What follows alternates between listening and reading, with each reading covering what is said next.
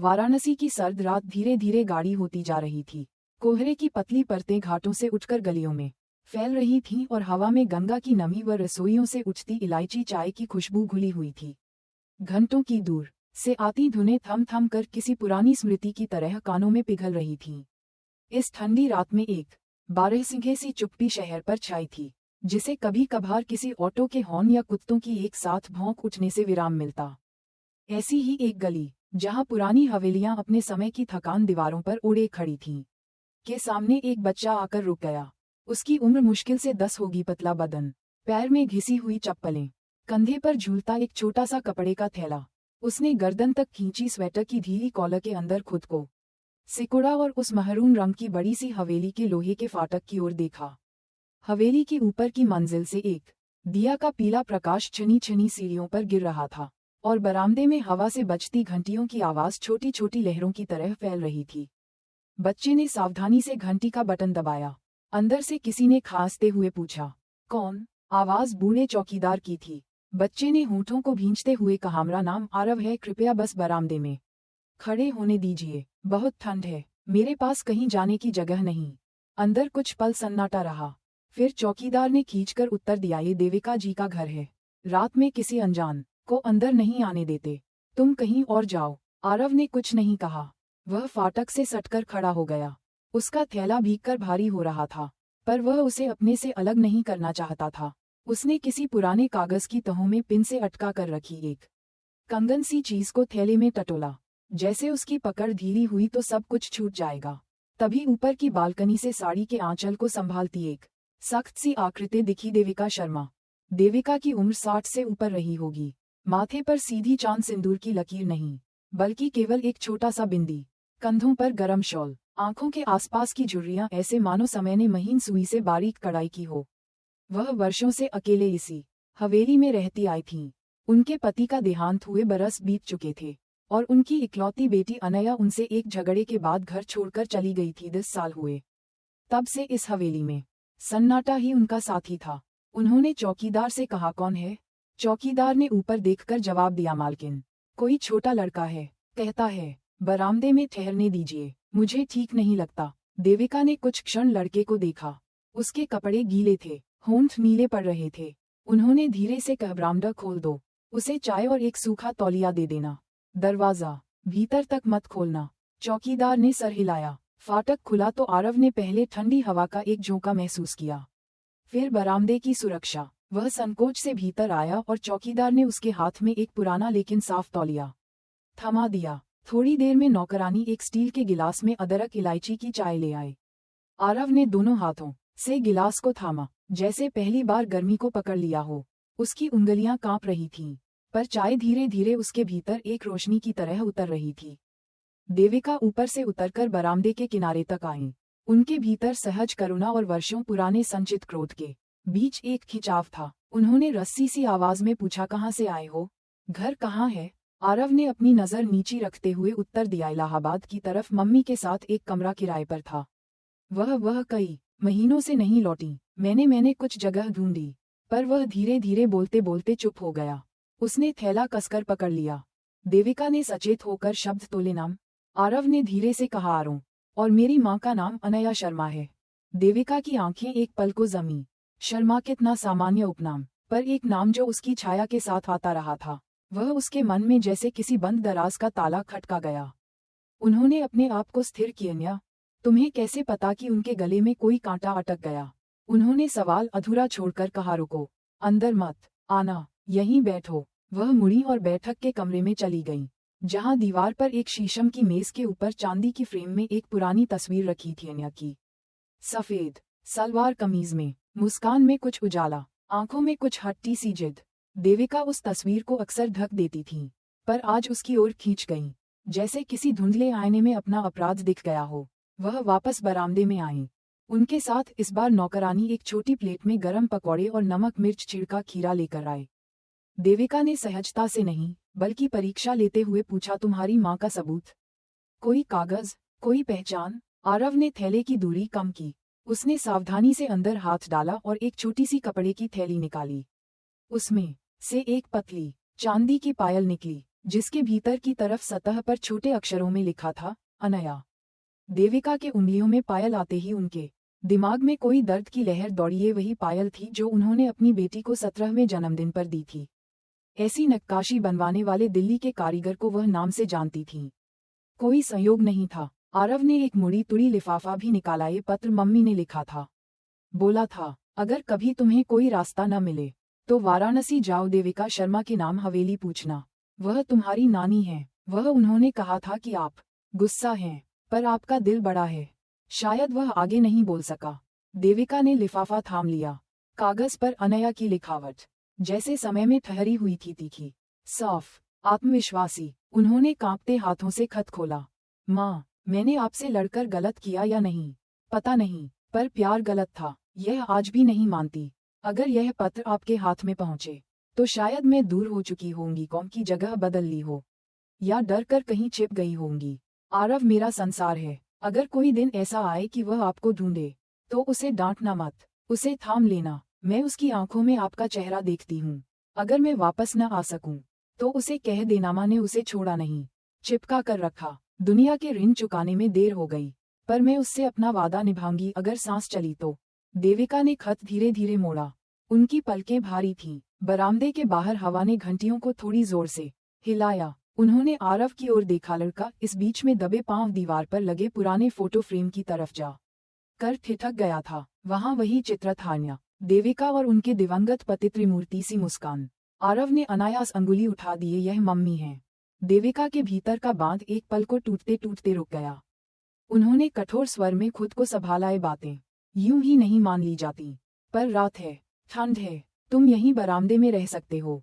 नौकरानी तुम्हें सूखा कंबल दे देगी, सुबह बात करेंगे। आरव ने सिर हिलाया। उसने थैले को सिरहाने की तरह सिर के पास रख लिया, जैसे उसमें उसकी माँ की सांसें बसी हों। नौकरानी ने एक साफ बिछावन बिछाया, कंबल ओढ़ाया और छोटे से अंगीठी की आंच बरामदे में रख दी।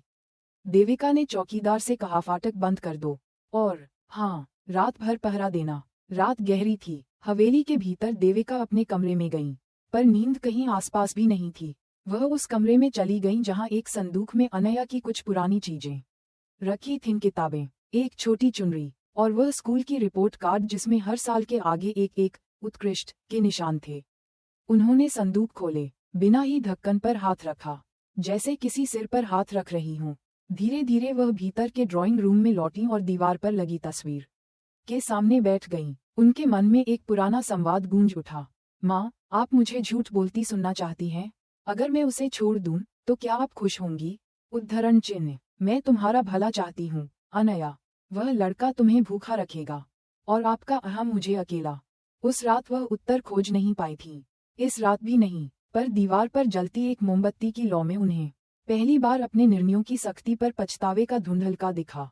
उन्होंने खत फिर खोला। उसमें से एक छोटी सी फोटो फिसलियनिया के साथ 6 साल का आरव स्टेशन के प्लेटफॉर्म पर खड़े। फोटो के पीछे अनया की लिखावट, घाट की सीढ़ियों जैसे हैं हमारे दिनों पर नीचे, पर आरव, हम गिरे तो भी एक दूसरे का हाथ पकड़े रहेंगे। बरामदे में आरव ने आंखें धीरे धीरे बंद की। अंगीठी की आंच से कंबल के भीतर थोड़ी गर्मी भर आई थी। उसने पायल अपनी मुट्ठी में कस ली। उसके मन में माँ की आवाज तैर आई, डर लगे तो हाथ की चीज को कसकर पकड़ लेना। चीज नहीं, वादा होता है। वह नींद में जाने लगा। फिर अचानक जागकर आसमान की तरफ देखा। कोहरे के पीछे कहीं एक टिमटिमाता तारा था। उसने मन ही मन कहा, मम्मी, मैं पहुंच गया हूँ। सुबह की पहली आरती की ध्वनि गंगा की दिशा से उठी हवेली तक लहराती हुई देविका बरामदे में आई। आरव आधी नींद में जागते हुए उठ बैठा। देविका ने बहुत सपाट स्वर में कहा, चाय करोगे? आरव ने सिर हिलाया। उसने कंबल तय किया और सावधानी से थैले में रख दिया। देविका ने उसे भीतर के आंगन तक आने का इशारा किया, जहां धूप की एक पतली चादर फर्श पर बिछी थी। नौकरानी चाय पोहे की ट्रे रख गई। देविका ने चुपचाप कप आगे बढ़ाया और फिर पहले से कुछ नर्म आवाज में बोली, तुम्हें यहाँ कोई चोट नहीं पहुँचेगी। तुम फिलहाल यहीं रहोगे। आगे जो सच है वह हमें मिलकर ढूंढना होगा। आरव ने कप थामा और पहली बार देविका की आंखों में सीधा देखा।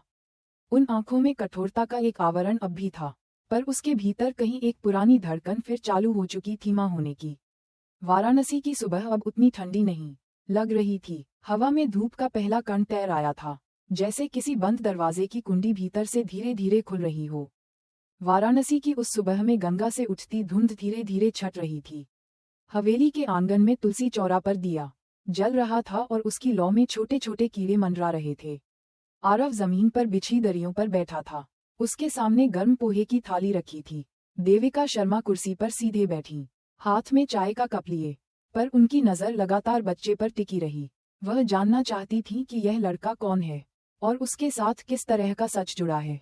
आरव ने धीरे धीरे खाते हुए सिर झुकाकर कहा, मां कहती थीं, जब मुश्किलें आएं तो वाराणसी आना, यहाँ नानी रहती हैं, वह तुम्हें पहचानेंगी। मैंने बहुत जगह ढूंढा, बहुत लोगों से पूछा, गली गली में नाम बताया, आखिरकार किसी ने इस हवेली का पता बताया।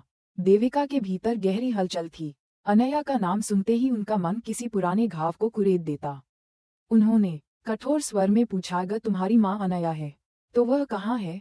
क्यों अकेले घूमते रहे? आरव की आंखें अचानक भीग गईं। उसने हिचकते हुए कहा, माँ पिछले साल अचानक गायब हो गईं।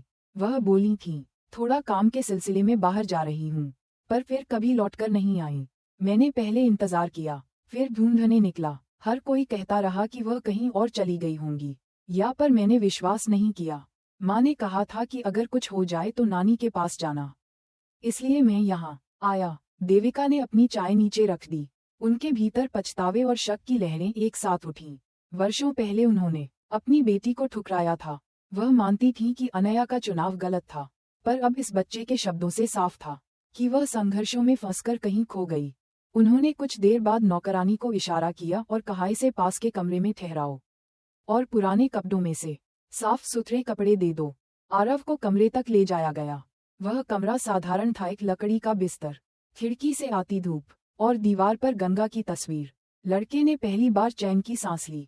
उसे लगा मानो यहाँ एक सुरक्षित ठिकाना मिल गया हो। देविका अपने कमरे में लौट आई। उन्होंने पुरानी संदूकची खोली जिसमें अनया की चीजें रखी थीं। एक लाल दुपट्टा, कुछ किताबें और एक फोटो एल्बम। फोटो में अनया की मुस्कान थी, वही जिद्दी चमक। देविका की आंखों से आंसू बह निकले। उन्होंने खुद से बुदबुदाया, अन्या तुमने क्यों इतनी दूरियां बना ली?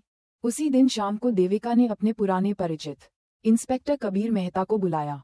वह रिटायर हो चुके थे, लेकिन पुराने संपर्कों से खबरें जुटा सकते थे। कबीर आए, सफेद कुर्ता पायजामा में, हाथ में एक डायरी लिए। उन्होंने देविका से कहा, बहुत दिन बाद मिल रहा हूँ। देविका जी, सुना है कोई बच्चा आया है जो खुद को आपका नाती बताता है। देविका ने गहरी सांस लेकर कहा, हाँ, वह कहता है कि उसकी माँ अनया है, पर अनया तो 10 साल पहले इस घर से चली गई थी। मैंने कभी उसका हालचाल नहीं जाना। अब ये बच्चा आया है और कहता है कि अनया गायब है। मुझे जानना है कि वह कहाँ है, जिंदा है भी या नहीं। कबीर ने सिर हिलाया। उन्होंने बच्चे से भी कुछ सवाल किए। आरव ने बताया कि माँ अलग अलग छोटे मोटे काम करती थीं, कभी बर्तन धोना, कभी सिलाई। एक समय वह इलाहाबाद स्टेशन के पास एक ढाबे में काम करती थीं, पर वहां से अचानक चली गईं। कबीर ने अपनी डायरी में नोट किया और बोला, मुझे कुछ दिन दीजिए, मैं इस धागे को पकड़कर जानकारी निकालने की कोशिश करता हूँ। रात को हवेली में अजीब खामोशी थी। आरव खिड़की से बाहर आसमान देख रहा था। वहां कुछ तारे टिमटिमा रहे थे। उसने धीरे से कहा, मम्मी मैं पहुंच गया हूँ। नानी ने मुझे घर में जगह दी है, आप जल्दी आना। देविका अपने कमरे में करवटें बदलती रहीं। उनके मन में पुरानी बहसें तैर रही थीं। अनया ने कहा था, माँ मुझे राजीव से शादी करनी है। वह गरीब है पर ईमानदार है। देविका ने गुस्से से जवाब दिया था, वह तुम्हें सुख नहीं देगा। ये घर, ये सम्मान, सब मिट जाएगा। और अंततः अनया ने घर छोड़ दिया। अगली सुबह कबीर का फोन आया। उन्होंने बताया, मैंने इलाहाबाद के उस ढाबे के मालिक से बात की। वह कहता है कि अनया नाम की औरत वहां कुछ महीनों तक काम करती रही। फिर अचानक एक आदमी आया। उसका नाम राजवीर था। उसके साथ उसका झगड़ा हुआ और उसके बाद वह गायब हो गई। देविका का चेहरा सख्त हो गया। नाम सुनते ही पुराने डर लौट आए। राजवीर सिंह, वही व्यक्ति जिसे वह अपनी बेटी के लिए खतरा मानती थी। कबीर ने कहा, देविका जी, ये मामला आसान नहीं है। राजवीर का नाम अब भी अवैध कामों में जुड़ा है, पर अगर अनया उससे भिड़ी थी तो ये बड़ी बात है। मैं और गहराई से पड़ताल करूंगा। देविका ने सहमति दी, पर मन में डर और अपराध बोध एक साथ था। अगर सच में राजवीर ही कारण था कि अनया गायब हुई, तो यह उनके पुराने फैसले की गूंज थी। शाम को जब आरव खेलने के लिए आंगन में आया, तो देविका ने उसे पास बुलाकर धीरे से कहा, तुम्हारी माँ बहुत मजबूत थी, उसने कठिनाइयों से लड़ाई की, पर कभी कभी इंसान अकेला पड़ जाता है। आरव ने मासूमियत से पूछा, क्या वह वापस आएंगी? देविका ने बच्चे की आंखों में देखा, वहां विश्वास चमक रहा था। उन्होंने धीमे से कहा, मैं वादा नहीं कर सकती, पर हम उन्हें ढूंढेंगे, चाहे कितनी भी मुश्किल क्यों न हो। आरव मुस्कुराया, वह पहली बार नानी के शब्दों में सहारा महसूस कर रहा था। उसके मन में ये यकीन बैठ गया कि माँ की तलाश अब अकेली नहीं रही। उस रात गंगा की ओर से आती ठंडी हवा में घंटियों की आवाज गूंज रही थी। हवेली की दीवारों पर पहली बार उम्मीद की छाया तैर रही थी, जैसे कोई पुराना दीप फिर से जलने लगा हो। वाराणसी में बीते कुछ दिन आरव के लिए जैसे किसी दूसरे जीवन के दरवाजे खोल रहे थे। हवेली की ऊंची छतें, पुराने फर्नीचर, हर सुबह तुलसी चौरे की आरती, सब उसके लिए नया था। लेकिन इस नई जगह में भी उसका दिल बार बार माँ को खोज रहा था। वह हर रात सोने से पहले वही पायल अपने पास रखता, जिसे देखकर उसे यकीन होता कि माँ का कोई हिस्सा अभी भी उसके पास है। देविका शर्मा दिन भर आरव को देखती और बार बार भीतर एक अजीब खिंचाव महसूस करती। बच्चा उनकी बेटी की ही तरह जिद्दी और संवेदनशील था। उसकी आंखों में वही चमक थी जो अनया की आंखों में हुआ करती थी। पर जब भी आरव माँ शब्द कहता, देविका के दिल में कोई कांटा चुभ जाता। उधर इंस्पेक्टर कबीर मेहता ने अपनी खोज का पहला चरण पूरा कर लिया था। उन्होंने देविका को फोन पर बताया, देविका जी, मैंने इलाहाबाद स्टेशन के आसपास के ढाबे और मजदूर बस्तियों में पूछताछ की। सबका कहना है कि अनया एकदम मेहनती और शांत स्वभाव की महिला थी, लेकिन कुछ महीने पहले वह अक्सर परेशान नजर आने लगी थी। कहा जाता है कि राजवीर नाम के आदमी ने उस पर दबाव बनाया था और फिर एक दिन वह अचानक गायब हो गई। देविका ने गहरी सांस खींची। नाम फिर वही था, राजवीर सिंह। शाम को कबीर खुद हवेली पहुंचे। उन्होंने अपने बैग से कुछ कागज निकाले और देविका के सामने रखे। यह इलाहाबाद के ढाबे के मालिक का बयान है और ये दो और गवाह हैं जिन्होंने कहा कि उन्होंने अनया को राजवीर से बहस करते देखा। राजवीर के बारे में आप जानती हैं, वह कुख्यात सूदखोर है, छोटे छोटे कर्ज देकर लोगों को फंसाता है। मुझे डर है कि अनया भी उसी जाल में फंस गई थी। देविका की आंखें लाल हो गईं। उन्होंने बुदबुदाकर कहा, मैंने कहा था उससे दूर रहने को। मैंने कहा था वह आदमी उसके लिए विनाश है, लेकिन उसने मेरी एक नहीं सुनी और मैंने भी उसके लिए दरवाजा बंद कर लिया। कबीर ने गंभीरता से कहा, अब हमें देखना होगा कि यह मामला कहाँ तक गया। अगर अनया अभी जीवित है तो शायद वह कहीं छिपाई गई है या मजबूरी में काम कर रही है, और अगर नहीं तो हमें सच्चाई जाननी होगी। ये सुनते ही आरव, जो पास ही खड़ा सब सुन रहा था, जोर से बोला, नहीं, मम्मी मरी नहीं है, वह लौटेगी, मैं जानता हूँ, उन्होंने वादा किया था। बच्चे के विश्वास में देविका का दिल कांप गया। वह चाहकर भी कुछ नहीं कह पाई। उन्होंने सिर्फ आरव को गले से लगाया और चुप हो गईं। उस रात देविका अपने कमरे में अकेली बैठी थी। उन्होंने संदूक से अनया की पुरानी डायरी निकाली। कुछ पन्नों पर उसने कॉलेज के दिनों के सपने लिखे थे, दिल्ली जाकर पढ़ाई करना, समाज सेवा करना और माँ की तरह मजबूत बनना। पर एक पन्ने पर लिखा था, कभी कभी माँ की कठोरता मुझे तोड़ देती है, पर मुझे लगता है उनकी सख्ती के पीछे भी प्यार है।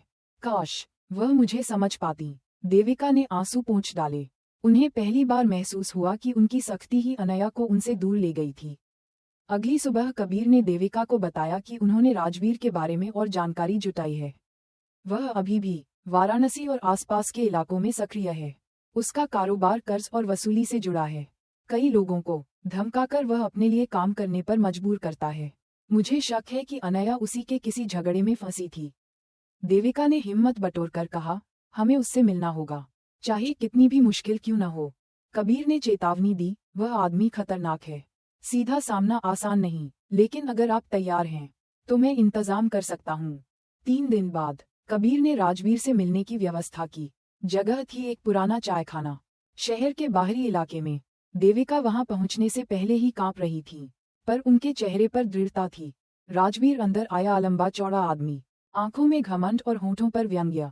उसने कुर्सी पर धप से बैठते हुए कहा, तो ये है देविका शर्मा। सुना था आप बड़ी इज्जतदार औरत हैं, लेकिन आजकल आपके घर में कोई बच्चा घूम रहा है जो अपने आप को आपकी बेटी का बेटा बताता है। बड़ा दिलचस्प है। देविका ने सीधे उसकी आंखों में देखा और बोली, मुझे ये जानना है कि अनया कहाँ है। तुम उससे आखिरी बार मिले थे, सच बताओ। राजवीर हंस पड़ा। अनया, वह औरत मुझ पर कर्जदार थी। मैंने उसे काम करने को कहा, उसने मना कर दिया। ज्यादा अकड़ दिखाने लगी। फिर एक हादसा हुआ और उसके बाद से मुझे भी नहीं पता वह कहाँ गई। शायद मर गई होगी। देविका का खून खौल उठा। उन्होंने मेज पर हाथ पटका। झूठ मत बोलो।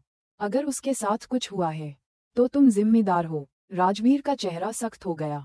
उसने धीमी आवाज में कहा, देखिए देविका जी, आपके पास पैसा है, इज्जत है, दखल मत दीजिए, वरना आपको और आपके उस पोते को भी मुश्किल हो जाएगी। कबीर ने बीच में दखल दिया, राजवीर, ये धमकी पुलिस स्टेशन तक पहुंच सकती है। सोच समझकर बोलो। राजवीर ने व्यंग्य से मुस्कुराते हुए कहा, पुलिस मेरे लिए नई नहीं है, जितना चाहो लिख लो, पर अगर औरत नहीं मिली तो समझ लो ये खेल यहीं खत्म। वह उठकर चला गया। देविका वहीं बैठी कांप रही थी। उनकी आंखों के सामने अनया की मुस्कान घूम रही थी। उन्होंने कबीर की ओर देखते हुए कहा, मैं उसे ऐसे गायब नहीं मान सकती। जब तक सांस है मैं ढूंढूंगी। उस रात आरव ने देविका से पूछा, नानी आप सच बताएंगी? मम्मी वापस आएंगी ना? उद्धरण चिन्ह। देविका ने उसके बालों पर हाथ फेरते हुए कहा, बेटा हमें पूरी ताकत से ढूंढना होगा। डर मत, तुम्हारी मम्मी अगर कहीं भी हैं तो हम उन्हें खोज निकालेंगे। आरव ने धीमे स्वर में कहा, मैं भी मदद करूंगा। मैं हर जगह उनका नाम पूछूंगा। जब तक मिल नहीं जाती मैं हार नहीं मानूंगा। देविका ने उसे सीने से लगा लिया। उनके मन में पहली बार यह विश्वास जागा कि शायद ये बच्चा ही उन्हें मंजिल तक ले जाएगा। बाहर हवेली की दीवारों पर दीपक की लौ टिमटिमा रही थी। शहर की गंगा आरती की ध्वनि हवा में घुल रही थी और उसी ध्वनि में माँ बेटी की अधूरी कहानी अब नए मोड़ की ओर बढ़ रही थी। वाराणसी की हवेली में अब बेचैनी हर वक्त मौजूद रहने लगी थी। देविका शर्मा दिन रात अनया की तलाश की सोच में डूबी रहती। इंस्पेक्टर कबीर लगातार खबरें जुटाने में लगे थे। आरव हर सुबह गंगा किनारे जाकर माँ का नाम पुकारता, जैसे हवाओं के रास्ते उसकी आवाज कहीं पहुंच जाएगी। इसी बीच कबीर ने एक नई सूचना दी। उन्होंने देविका से कहा, देविका जी, मुझे कानपुर के एक अस्पताल से रिकॉर्ड मिला है। 1 साल पहले वहां एक औरत को लाया गया था। उसका नाम स्पष्ट नहीं बताया गया, लेकिन हुलिये में वह अनया जैसी ही लगती है। हालत गंभीर थी और रिकॉर्ड कहता है कि कुछ दिनों बाद वह महिला मर गई। देविका का दिल जैसे रुक गया। उन्होंने कांपते स्वर में पूछा, मर गई? ये सच है? कबीर ने कंधे झुकाए। रिपोर्ट यही कहती है, पर कोई स्थायी पहचान नहीं मिली थी। बस इतना दर्ज है कि वह किसी हादसे में घायल हुई थी। देविका कुर्सी पर ढह गईं। आंखों से आंसू बह निकले। उनकी जुबान से अनायास निकला, हे भगवान, ये सजा क्यों दी? उद्धरण चिन्ह। आरव पास ही खड़ा सब सुन रहा था। उसका चेहरा अचानक पीला पड़ गया। उसने जोर से कहा, नहीं, ये झूठ है। मम्मी मर नहीं सकती। उन्होंने कहा था कि वह लौटेगी। वह मुझे कभी नहीं छोड़ सकती। देविका बच्चे को गले लगाते हुए फूट पड़ी। मैंने ही उसे घर से धक्का दिया था। मैंने ही दरवाजा बंद कर दिया था। अगर वह सच में चली गई तो मैं ही कसूरवार हूँ। रात को हवेली में गहरा सन्नाटा था। देविका अपने कमरे में बैठी थी। सामने अनया की पुरानी तस्वीर रखी थी। वह तस्वीर अब धुंधली लग रही थी, जैसे समय ने उसके रंग छीन लिए हों। उन्होंने तस्वीर से कहा, अनया, अगर तुम अब नहीं रही तो ये सब मेरे कारण है। मैंने तुम्हें समझा नहीं, स्वीकारा नहीं, और अब तुम्हारा बेटा मेरे सामने है, तुम्हारी याद दिलाने वाला। मैं वादा करती हूँ, आरव को कभी अकेला नहीं छोड़ूंगी। पर भीतर कहीं देविका को अभी भी शक था। क्या सचमुच अनया मर गई, या ये भी किसी साजिश का हिस्सा था? 2 दिन बाद कबीर फिर से खबर लेकर आए। मैंने अस्पताल के 2 नर्सों से बात की। उन्होंने बताया कि वह औरत बहुत कमजोर थी, लेकिन होश में आते ही बार बार एक ही नाम लेती थी वह, और उसने एक पायल भी उनके पास छोड़ी थी। देविका के हाथ से चाय का कप गिर पड़ा। वह पायल वही हो सकती थी जो आरव हमेशा अपने पास रखता था। इसका मतलब अनया आखिरी पल तक बेटे को याद कर रही थी। कबीर ने धीमी आवाज में कहा, देविका जी, ये भी हो सकता है कि रिपोर्ट में गलती हो। शायद उसे कहीं और शिफ्ट किया गया हो। मुझे और गहराई से खोज करनी होगी। देविका ने तुरंत कहा, हाँ, खोज जारी रखो। जब तक कोई ठोस सबूत न मिले मैं अनया को मरा हुआ नहीं मानूंगी। आरव अब पहले से ज्यादा दृढ़ था। उसने देविका से कहा, नानी, हम ढूंढेंगे, माँ कहीं होंगी, मुझे विश्वास है। उसकी मासूम आवाज में इतनी ताकत थी कि देविका का डगमगाता विश्वास फिर से खड़ा हो गया। इसी बीच राजवीर की परछाई फिर से हवेली पर मंडराने लगी। एक शाम को जब आरव स्कूल से लौट रहा था, अचानक 2 अजनबी आदमी उसके पास आए। उन्होंने कहा, चलो, तुम्हारी माँ वहाँ है। आरव ने शक से देखा। तभी एक आदमी ने उसका हाथ पकड़ने की कोशिश की, लेकिन स्कूल के चौकीदार ने बीच में आकर शोर मचाया। लोग इकट्ठा हो गए और वे आदमी भाग निकले। आरव कांप रहा था, पर उसके दिल में साफ था कि यह राजवीर का काम है। जब ये बात देविका को पता चली, तो वह गुस्से से भर गईं। उन्होंने कबीर से कहा, अब मैं चुप नहीं बैठूंगी, चाहे जो हो। राजवीर को उसके अपराध की सजा मिलनी चाहिए। उसने मेरी बेटी की जिंदगी बर्बाद की, अब मेरे नाती को भी निशाना बना रहा है। मैं ये सब और नहीं सहूंगी। कबीर ने सिर हिलाया, मैं समझता हूँ, लेकिन हमें सबूत चाहिए। बिना सबूत के राजवीर तक पहुँचना मुश्किल है। मुझे लगता है कि अनया की गुमशुदगी और इस बच्चे पर हमला दोनों एक ही धागे से जुड़े हैं। देविका ने दृढ़ निश्चय के साथ कहा, तो उस धागे को पकड़ो। कबीर, चाहे मुझे अपनी पूरी संपत्ति क्यों न लगानी पड़े। रात को हवेली में जब दीपक जलाए गए, तो देविका ने आरव को पास बिठाया। उन्होंने धीमी आवाज में कहा, तुम्हारी माँ बहुत बहादुर थी।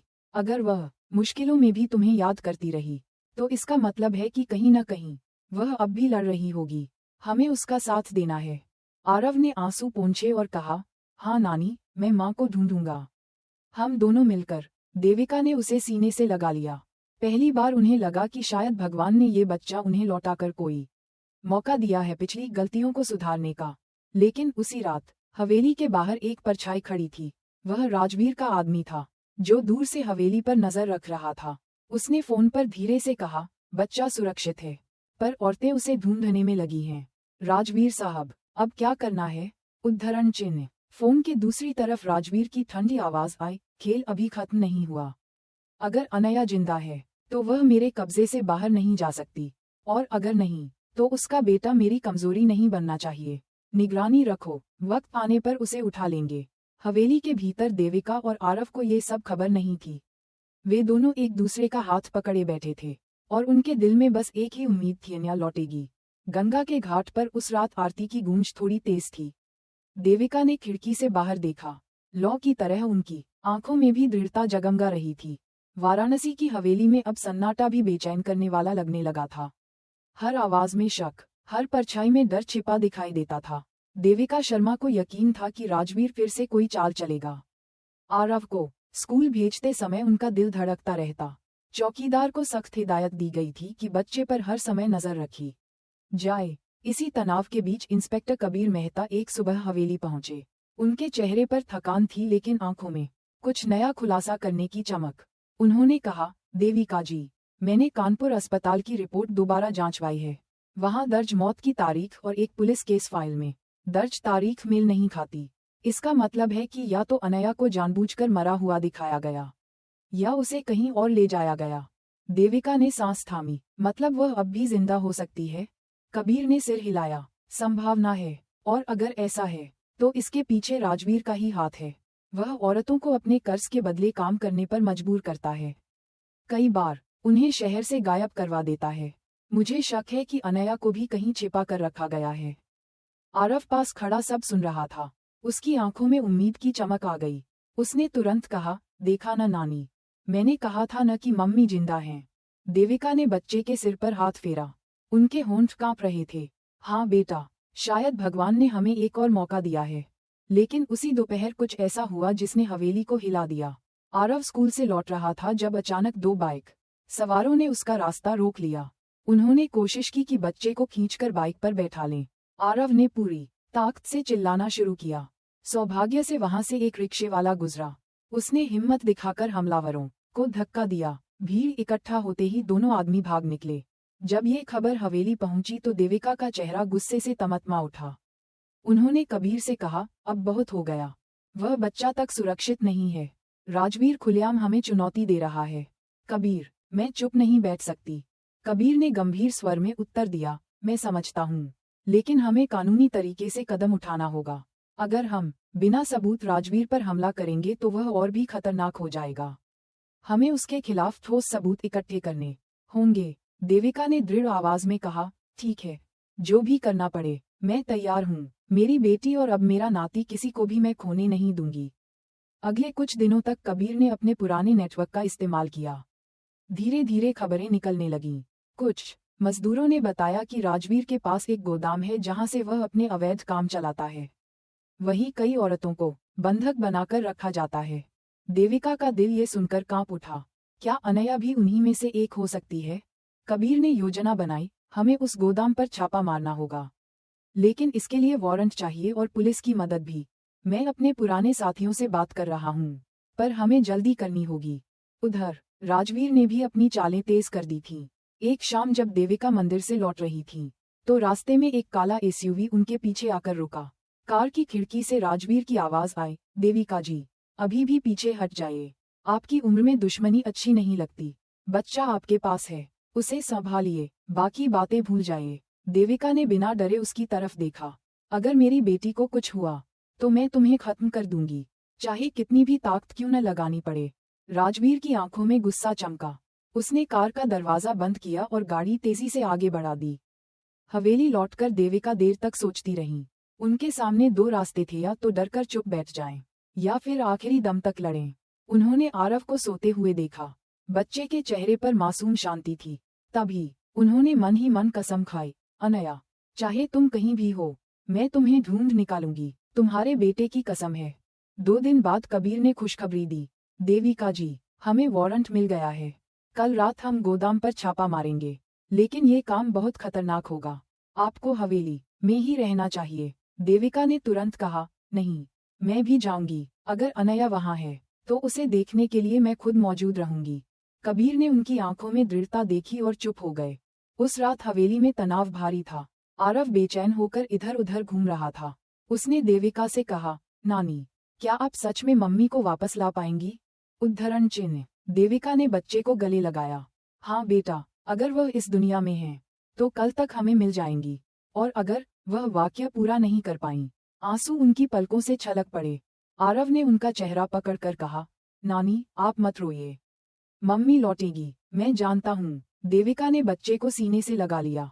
उस मासूम विश्वास ने उनके भीतर फिर से ताकत भर दी। सुबह का इंतजार अब लंबा लग रहा था। हवेली की दीवारों पर दिए की लौ डगमगाती रही।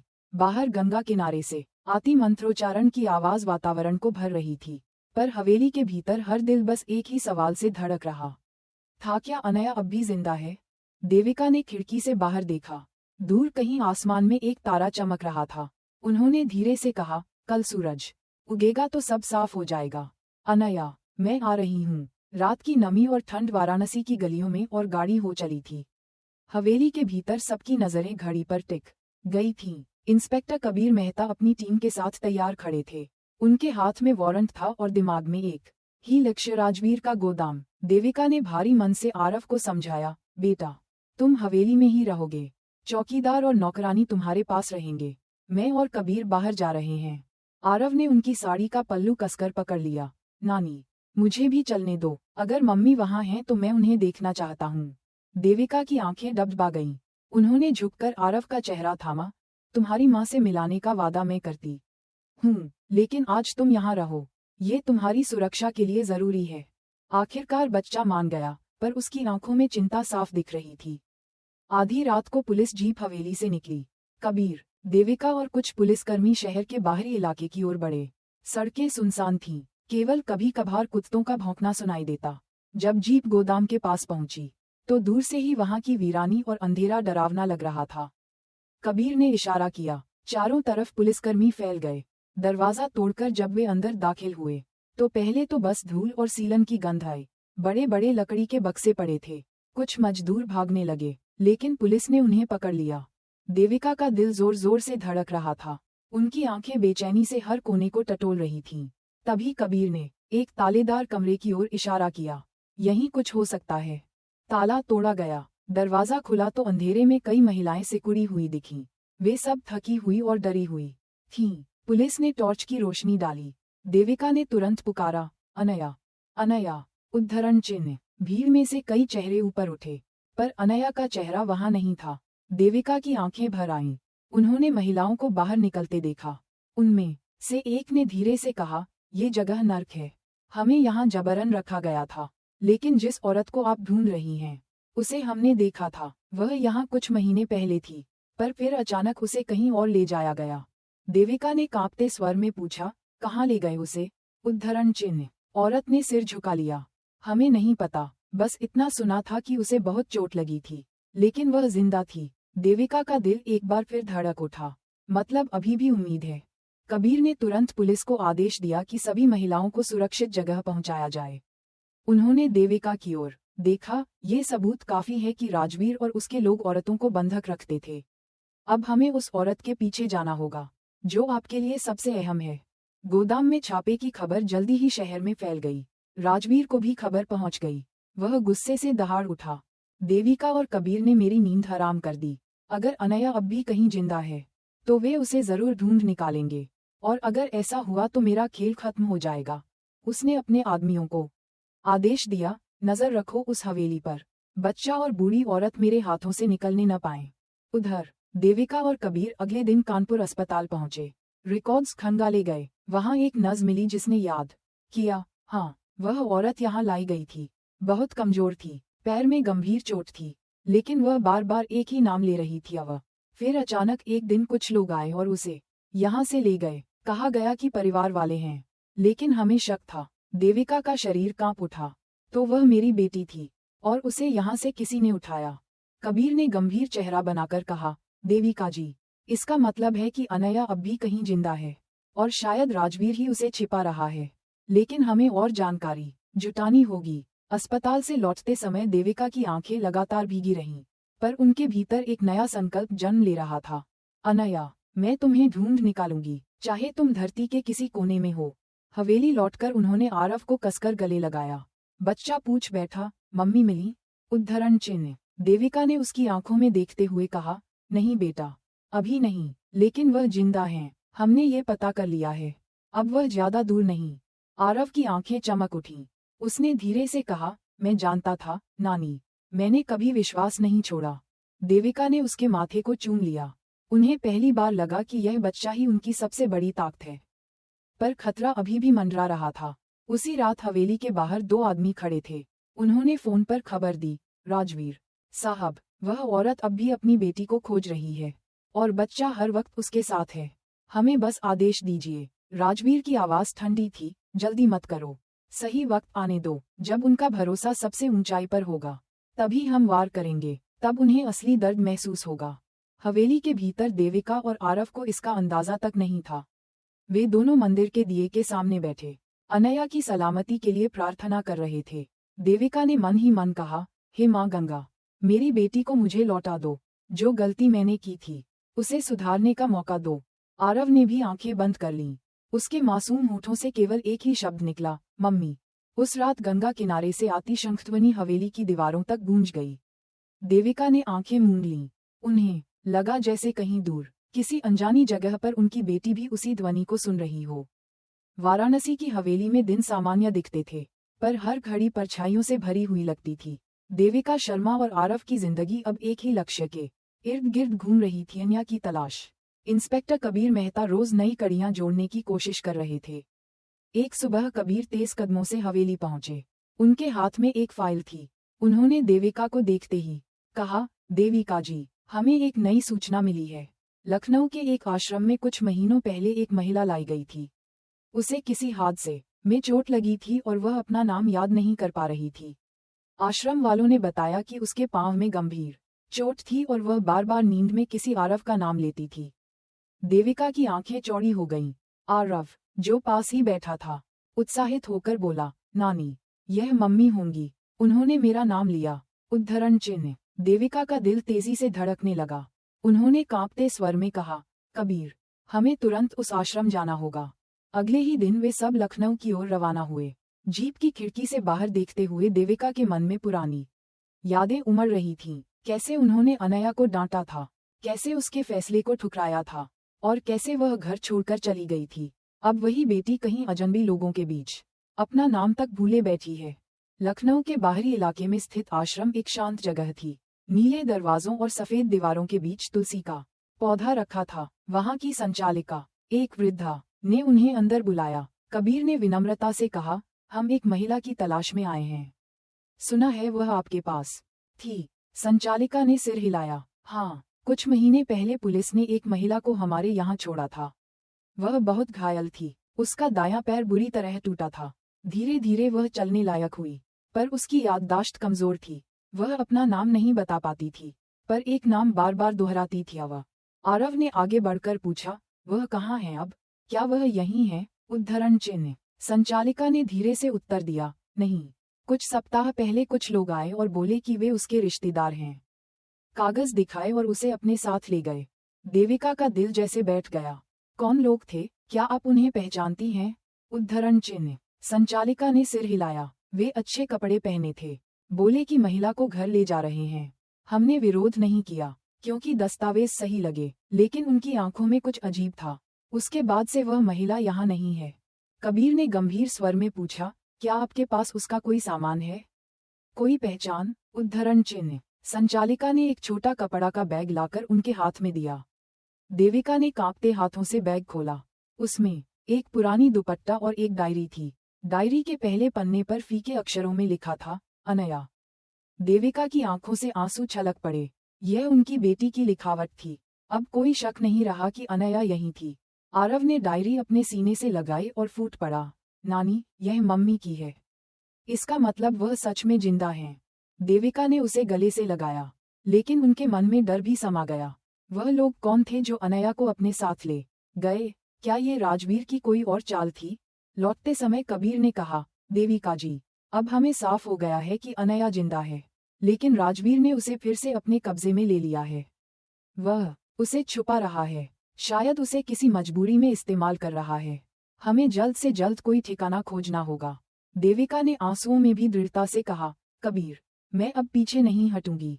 चाहे राजवीर कितनी भी ताकतवर क्यों न हो, मैं अपनी बेटी को वापस लाऊंगी। इसी बीच हवेली में भी बेचैनी बढ़ रही थी। राजवीर के आदमी बार बार आसपास मंडराते देखे जाने लगे। एक रात चौकीदार ने बताया कि दो नकाबपोश हवेली की दीवार फांदने की कोशिश कर रहे थे। शोर मचाते ही वे भाग निकले। ये साफ था कि राजवीर अब सीधे आरव तक पहुंचने की कोशिश कर रहा था। देविका ने चौकीदार और नौकरानी से कहा, अब ये हवेली युद्ध का मैदान बन गई है। हमें सतर्क रहना होगा। आरव की सुरक्षा सबसे पहले है। पर आरव का दिल अब केवल एक ही बात पर अटका था, नानी, मम्मी मुझे ढूंढ रही होंगी। हमें उन्हें जल्दी से जल्दी वापस लाना होगा। देविका ने उसके माथे को चूमा और मन ही मन प्रतिज्ञा की, अनया, चाहे तुम किसी भी कैद में हो, मैं तुम्हें छुड़ाऊंगी। उस रात जब गंगा किनारे आरती की गूंज आ रही थी, देविका ने खिड़की से बाहर देखते हुए कहा, कल का सूरज नई राह दिखाएगा। अनया, अब तुम्हारा इंतजार खत्म होगा। पर दूसरी ओर राजवीर अपने अड्डे पर बैठा शराब का गिलास घुमा रहा था। उसके सामने कुर्सी पर एक महिला बैठी थी, चेहरा थका हुआ, आंखों में अनजानी धुंध। यह अनया थी। राजवीर ने हंसते हुए कहा, तुम्हारी माँ और बेटा तुम्हें ढूंढ रहे हैं। पर याद रखो, अब तुम मेरी कैद में हो। तुम्हारी यादें चाहे लौटें या ना लौटें, तुम्हारी जिंदगी अब मेरे हाथ में है। अनया ने धीमे स्वर में फुसफुसाया, आरव। राजवीर की आंखें सिकुड़ गईं। उसने कठोर स्वर में कहा, उस नाम को भूल जाओ, वरना तुम्हारे लिए और मुसीबत खड़ी हो जाएगी। अनया की आंखों में आंसू भर आए, लेकिन उसके दिल में कहीं गहराई में उम्मीद की एक चिंगारी बची थी कि उसका बेटा उसे ढूंढ लेगा। राजवीर का अड्डा वाराणसी शहर से कुछ दूर पुराने कारखाने की बर्बाद इमारत में बना था। वहीं अब अनया को रखा गया था। उसका चेहरा थका हुआ, आंखों में खोखलापन और चाल में कमजोरी थी, मगर जब जब वह नींद में जाती, होठों पर एक ही नाम निकलता, आरव। राजवीर अक्सर उसकी ओर घूरता और कहता, याददाश्त खो गई है तो खोई ही रहे। अगर तुझे सब याद आ गया तो मेरे लिए मुसीबत बन जाएगी। बेहतर यही है कि तू भूलकर मेरे कहने पर चले। लेकिन अनया का दिल एक अजीब सी लड़ाई लड़ रहा था। उसकी आत्मा बार बार उसे किसी नन्हे हाथ की ओर खींचती थी। उसे लगता था कि कहीं कोई उसका इंतजार कर रहा है। इधर हवेली में कबीर मेहता और देविका लगातार योजना बना रहे थे। लखनऊ आश्रम से मिली डायरी ने उनके विश्वास को और मजबूत कर दिया था। देविका ने डायरी के पन्ने पलटते हुए कहा, कबीर, यह मेरी बेटी की लिखावट है। यह वही है, अब कोई शक नहीं, हमें बस उसका ठिकाना ढूंढना है। कबीर ने गंभीर स्वर में उत्तर दिया, मेरे सूत्रों ने बताया है कि राजवीर हाल ही में अपने कारखाने वाले गोदाम का इस्तेमाल करने लगा है। बहुत संभव है कि वह वहीं छिपा रहा हो। हमें जल्दबाजी से बचना होगा, लेकिन देर भी नहीं करनी चाहिए। हर दिन उसके लिए खतरनाक हो सकता है। आरव ने सब ध्यान से सुना और अचानक बोला, मैं भी चलूंगा। अगर मम्मी मुझे देख लेंगी तो उनकी यादें लौट आएंगी। देविका ने बच्चे को सीने से लगा लिया। नहीं बेटा, ये खतरनाक है, लेकिन हाँ, तुम्हारी बातें तुम्हारी यादें ही शायद उसे वापस ला सकेंगी। हम कोई रास्ता निकालेंगे। उस रात देविका ने आरव को अपने पास सुला लिया। वह उसके कानों में धीरे से बोली, तेरी माँ मजबूत है, पर इस बार हमें उसे सहारा देना होगा। मैं तेरी आंखों में उसकी ही छवि देखती हूँ। आरव आधी नींद में मुस्कुराया और फुसफुसाया, मम्मी मुझे जरूर पहचानेंगी। अगली सुबह कबीर ने कुछ पक्की खबर दी। देविका जी, राजवीर का गोदाम शहर के बाहरी इलाके में पुराने कारखाने में है। मैंने अपने लोगों से कहा है कि वहां नजर रखें। पिछले हफ्ते वहां एक महिला को अंदर जाते देखा गया। शक है कि वही अनया है। देविका का दिल उछल पड़ा। उन्होंने दृढ़ आवाज में कहा, तो अब हमें वहां जाना ही होगा। यह आखिरी मौका हो सकता है। योजना बनी। कबीर पुलिस की एक छोटी टीम लेकर चलेंगे। देविका भी जाना चाहती थी। कबीर ने रोका, लेकिन उनकी आंखों की जिद देखकर मान गए। उधर कारखाने में अनया एक कोने में बैठी थी। अचानक उसके पास आई एक महिला, जो वहीं कैद थी। धीरे से बोली, बहन, तुम हमेशा एक ही नाम लेती हो, वह कौन है? वह उद्धरण चिन्ह। अनया की आंखें भर आईं। उसने हल्की मुस्कान के साथ कहा, मेरा मेरा बेटा शायद। मैं साफ याद नहीं कर पा रही, लेकिन दिल कहता है वह मेरा है। महिला ने उसका हाथ थामा। अगर वह बेटा सच में है, तो वह तुम्हें ढूंढ निकालेगा। माँ बेटे का रिश्ता कभी टूटता नहीं। अनया की आंखों में पहली बार चमक लौटी।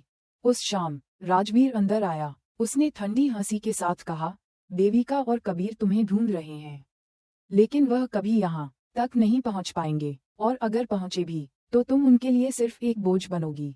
याद रखो, तुम्हारे बिना भी उनका जीवन चल सकता है। अनया ने कांपते होठों से कहा, नहीं मेरा बेटा।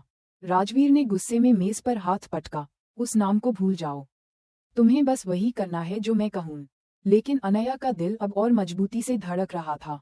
उसे लगा जैसे दूर से कोई पुकार रहा है। इधर हवेली से निकली पुलिस जीप रात के अंधेरे में कारखाने की ओर बढ़ रही थी। देविका चुपचाप बैठी थी, लेकिन उनकी उंगलियां कांप रही थीं। मन ही मन उन्होंने प्रार्थना की, भगवान, इस बार मेरी बेटी मुझे वापस मिल जाए। कबीर ने टीम को समझाया, सावधानी से अंदर जाना होगा। राजवीर के आदमी हथियारबंद हो सकते हैं। हमारा मकसद महिलाओं को छुड़ाना और अनया को सुरक्षित निकालना है। कारखाने के पास पहुंचते ही चारों तरफ सन्नाटा पसरा था। जंग लगे गेट पर ताला लटका था। कबीर ने इशारा किया और ताला तोड़ दिया गया। जैसे ही अंदर कदम रखा, अंधेरे में हल्की हलचल हुई। राजवीर के आदमियों ने अचानक हमला कर दिया। गोलियों की आवाज गूंज उठी।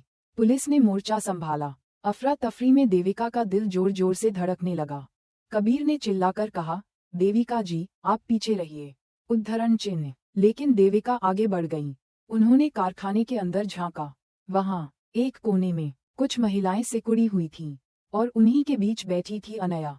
उसका चेहरा थका हुआ, पर आंखों में अब भी वह पुरानी मासूमियत थी। देविका की आंखें भर आईं। वह चिल्लाई, अनया। उद्धरण चिन्ह। अनया ने सिर उठाया। उसके कानों में वह आवाज किसी पुराने सपने की तरह गूंजी। उसने धीरे से कहा, माँ। उद्धरण चिन्ह। देविका दौड़कर उसके पास पहुंची। उन्होंने बेटी को गले से लगा लिया। आंसू दोनों की आंखों से बहने लगे। पर तभी गोली की आवाज आई। राजवीर सामने खड़ा था, चेहरे पर गुस्से और घमंड का मिश्रण। उसने ठंडी आवाज में कहा, यह मिलन ज्यादा देर का नहीं होगा। ये औरत अब मेरी है, कोई इसे मुझसे नहीं छीन सकता। कबीर और पुलिसकर्मियों ने हथियार ताने। माहौल खतरनाक था। देविका ने कांपती आवाज में कहा, राजवीर, यह मेरी बेटी है, तू चाहे जो कर ले, अब मैं इसे तुझसे छीन कर रहूंगी। अनया की आंखों से आंसू गिरे। उसके होंठ कांपते हुए केवल एक शब्द निकले, आरव। देविका ने उसका चेहरा थामा। हाँ बेटा, तेरा आरव तेरा इंतजार कर रहा है। उस पल अनया की आंखों में चमक लौटी। उसके दिमाग में बिखरी यादें जैसे जुड़ने लगीं। उसे अपना बच्चा याद आया। उसकी मासूम हंसी, उसकी पकड़, उसके होंठों से जोर से निकला, मेरा बेटा। उद्धरण चिन्ह। यह आवाज अंधेरे कारखाने में गूंज उठी। कारखाने की टूटी फूटी दीवारों के बीच अब गोलियों और चिल्लाहट की गूंज भर गई थी। राजवीर हाथ में पिस्तौल लिए देविका और अनया की ओर बढ़ रहा था। उसकी आंखों में डर से ज्यादा घमंड और क्रूरता थी। उसने ठंडी आवाज में कहा, देविका शर्मा, तुमने सोचा था कि मेरे इलाके में आकर मेरी कैद से किसी को छुड़ा ले जाओगी? ये खेल इतना आसान नहीं है। कबीर और पुलिसकर्मी पीछे से मोर्चा संभाले खड़े थे। उन्होंने हथियार ताने और कहा, राजवीर, हथियार नीचे रखो, अब तुम्हारे लिए बचने का कोई रास्ता नहीं है। राजवीर हंस पड़ा, बचना? मैं तो यहाँ राजा हूँ। ये कानून और ये पुलिस मुझे छू भी नहीं सकते। देविका ने कांपते हाथों से अनया को पकड़ा और आगे बढ़ी। उन्होंने दृढ़ स्वर में कहा, यह मेरी बेटी है। चाहे तूने कितने भी झूठ और जाल बुन लिए हों, मैं इसे तुझसे छीन कर रहूंगी। अनया अब भी थकी हुई थी, पर उसकी आंखों में अजीब सी चमक लौट रही थी। यादों के टुकड़े उसके दिमाग में बार बार कौंध रहे थे। आव की हंसी, उसकी छोटी छोटी उंगलियां, उसकी आवाज। उसने माँ के हाथ थामे और फुसफुसाया, माँ आरव मेरा बेटा। देविका की आंखों से आंसू छलक पड़े। हाँ बेटी, तेरा बेटा तेरा इंतजार कर रहा है। ये सुनकर राजवीर का चेहरा कठोर हो गया। उसने पिस्तौल देविका की ओर तानी। बस करो ये भावुकता, अगर तुम दोनों ने एक कदम और बढ़ाया तो यहीं खत्म कर दूंगा। कबीर ने तुरंत चिल्लाकर कहा, राजवीर हथियार डाल दे। चारों ओर पुलिस है, बचने का कोई रास्ता नहीं है। राजवीर ने व्यंग्य से हंसते हुए कहा, पुलिस? मैं जानता हूँ, तुम्हारे जैसे लोग सिर्फ आदेशों में बंधे रहते हो, लेकिन मैं अपने नियम खुद बनाता हूँ। इतना कहकर उसने फायर किया। गोली देविका के बहुत पास से निकल गई और दीवार में जा धंसी। सब चीख पड़े। अनया डर से कांप उठी, लेकिन उसी पल उसके भीतर कुछ टूट गया और कुछ जुड़ भी गया। अचानक उसकी आंखों में दृढ़ता आ गई। वह धीरे धीरे उठ खड़ी हुई और जोर से चिल्लाई, बस राजवीर, तूने मेरी जिंदगी बर्बाद की, मुझे बेटे से दूर किया, लेकिन अब और नहीं, मैं तेरी कैदी नहीं हूँ। उसकी आवाज कारखाने की दीवारों से टकराकर गूंज उठी। देविका और कबीर दोनों ने उसकी ओर देखा। यह वही अनया थी जो सालों पहले घर छोड़कर गई थी, अब टूटी हुई नहीं, बल्कि मजबूत। राजवीर कुछ क्षण के लिए ठिठका। अनया की आंखों में जिस साहस की आग थी, उसे देखकर वह भी हिल गया। लेकिन फिर वह चीखा, तुझे लगता है कि एक औरत मुझे चुनौती दे सकती है? तुझे और तेरे बेटे दोनों को मिटा दूंगा। जैसे ही उसने फिर से पिस्तौल उठाए, कबीर ने तुरंत फायर किया। गोली राजवीर के हाथ को छूती हुई निकल गई। उसकी पिस्तौल नीचे गिर पड़ी। पुलिसकर्मी आगे बढ़े और उसे दबोच लिया। राजवीर जमीन पर गिरते हुए भी बड़बड़ाता रहा, ये खत्म नहीं हुआ, मैं लौटूंगा। पुलिसकर्मियों ने उसे हथकड़ी पहनाई और बाहर खींच ले गए। कारखाने में अब सन्नाटा था। देविका ने अनया को कसकर गले लगा लिया। दोनों की आंखों से आंसू बह रहे थे। अनया ने टूटी आवाज में कहा, माँ, मैंने बहुत सहा, लेकिन मुझे हमेशा एक ही चीज ने जिंदा रखा। मुझे यकीन था कि वह मुझे ढूंढ लेगा। देविका ने उसका माथा चूमते हुए कहा, बेटी, मैंने तुझसे बहुत गलतियां की, तुझे समझा नहीं, अपनाया नहीं, लेकिन अब मैं तुझे और तेरे बेटे को कभी अकेला नहीं छोड़ूंगी। अनया फूट पड़ी, क्या वह सच में मेरे पास है? मेरा आरव वह कहाँ है? देविका ने मुस्कुराते हुए कहा, हाँ, वह तेरा इंतजार कर रहा है, हवेली में, हर रात तेरा नाम लेकर सोता है, हर सुबह तुझे ढूंढता है। अनया के चेहरे पर आंसू और मुस्कान एक साथ खिल उठे। मुझे उसके पास ले चलो माँ, मैं एक पल भी इंतजार नहीं कर सकती। कबीर ने स्थिति संभाली। उन्होंने कहा, हमें अभी यहाँ से निकलना होगा। राजवीर के बाकी आदमी आसपास हो सकते हैं, चलो जल्दी। पुलिस टीम ने महिलाओं को भी कारखाने से बाहर निकाला। सबको सुरक्षित वाहन में बिठाया गया। देविका और अनया साथ बैठी। माँ बेटी दोनों चुप थीं, पर उनके हाथ एक दूसरे को कसकर थामे हुए थे। सड़क पर जीप दौड़ रही थी। अंधेरे आसमान में तारे चमक रहे थे। देविका ने अनया की ओर देखा, बेटी, तू अब सुरक्षित है, और तेरे बेटे का चेहरा देखकर तेरी सारी थकान मिट जाएगी। अनया की आंखें भीग गईं। उसने धीरे से कहा, माँ, क्या वह मुझे पहचान पाएगा? मैंने उसे इतना समय अकेला छोड़ दिया। देविका ने आश्वासन भरे स्वर में कहा, बेटी, माँ बेटे का रिश्ता कभी नहीं टूटता, वह तुझे जरूर पहचान लेगा। उधर हवेली में आरव खिड़की के पास बैठा था। उसे नींद नहीं आ रही थी। वह आसमान के तारे गिन रहा था और बार बार धीरे से कह रहा था, मम्मी, आप आओगे ना? उद्धरण चिन्ह। उसके छोटे से दिल में विश्वास की लौ जल रही थी। जीप जब हवेली के दरवाजे पर पहुंची, तो आरव दौड़कर बाहर निकला, और उसी पल अनया ने गाड़ी से उतरते ही उसे देख लिया। उनकी आंखें एक दूसरे से मिलीं। समय जैसे ठहर गया। अनया ने कांपते होठों से कहा, आरव। आरव ने जोर से चिल्लाया, मम्मी। उद्धरण चिन्ह। दोनों एक दूसरे की ओर दौड़े और कसकर गले लग गए। आंसुओं और हंसी में वह मिलन पूरा हुआ, जिसका इंतजार सालों से था। देविका दूर खड़ी थी, आंखों से आंसू बह रहे थे, पर इस बार ये आंसू बोझ के नहीं, बल्कि सुकून के थे। उन्होंने धीरे से कहा, भगवान, तूने मेरी प्रार्थना सुन ली। हवेली की दीवारों पर सुबह की पहली किरणें पड़ रही थीं। आंगन में तुलसी चौरे से आती अगरबत्ती की खुशबू वातावरण को शांत कर रही थी। लेकिन हवेली के भीतर इस सुबह की हवा अलग थी। वर्षों से बिखरा परिवार अब पहली बार एक साथ बैठा था। अनया और आरव एक दूसरे से अलग होने का नाम ही नहीं ले रहे थे। बच्चा बार बार अपनी माँ का चेहरा छूता, जैसे ये यकीन कर रहा हो कि यह सपना नहीं है। अनया उसकी आंखों में झांकती और हर बार आंसू पोंछ देती। आरव, मैंने तुझे कभी छोड़ना नहीं चाहा। हालात ने मुझे दूर कर दिया, लेकिन अब मैं तुझसे कभी दूर नहीं जाऊंगी। देविका पास बैठी थीं, उनकी आंखों से आंसू बह रहे थे, पर उनके चेहरे पर पहली बार शांति थी। उन्होंने धीरे से कहा, बेटी, ये घर तेरे लिए हमेशा खुला था, बस मैं ही अंधी हो गई थी। आज भगवान ने मुझे दूसरा मौका दिया है। अनया ने माँ का हाथ पकड़कर कहा, माँ, मैंने भी गलत किया। मैंने आपको समझने की कोशिश नहीं की। मैंने गुस्से में घर छोड़ दिया, लेकिन अब मैं सब कुछ पीछे छोड़ना चाहती हूँ। बस आरव और आप ही मेरा संसार हैं। देविका ने दोनों को गले से लगा लिया। अब हम तीनों एक दूसरे के बिना अधूरे नहीं रहेंगे। इधर इंस्पेक्टर कबीर हवेली में आए। उन्होंने बताया, राजवीर को अदालत में पेश किया जाएगा। गोदाम से छुड़ाई गई सभी महिलाएं सुरक्षित हैं। उनका बयान आपके केस को और मजबूत करेगा। देविका ने गहरी सांस ली। कबीर, अगर आप न होते तो शायद मैं अपनी बेटी को कभी नहीं पा पाती। आपकी यह मदद मैं जीवन भर याद रखूंगी। कबीर मुस्कुराए, देविका जी, यह मेरी ड्यूटी थी, लेकिन सच कहूं तो आपकी हिम्मत ही असली वजह है। आपने अपनी बेटी को खोने नहीं दिया। अनया ने भी उनकी ओर देखते हुए कहा, धन्यवाद इंस्पेक्टर साहब, आपने मेरी माँ और बेटे को फिर से मुझे लौटा दिया। आरव मासूमियत से बोला, कबीर अंकल, आप हमारे हीरो हो। सब हंस पड़े। आने वाले दिनों में हवेली का माहौल बदल गया। जो हवेली कभी ठंडी और वीरान लगती थी, अब वहां बच्चों की हंसी, बातचीत और स्नेह की गूंज सुनाई देने लगी। देविका हर सुबह तुलसी चौरे पर दिया जलाती और मन ही मन भगवान का धन्यवाद करती। अनया धीरे धीरे अपने पुराने घावों से उबर रही थी। उसकी यादें पूरी तरह लौट आई थीं, और अब वह सिर्फ वर्तमान को थामना चाहती थी। उसने माँ से कहा, मैं चाहती हूँ कि इस हवेली में एक नई शुरुआत हो, जहाँ कोई डर, कोई गलती हमें फिर से अलग न करे।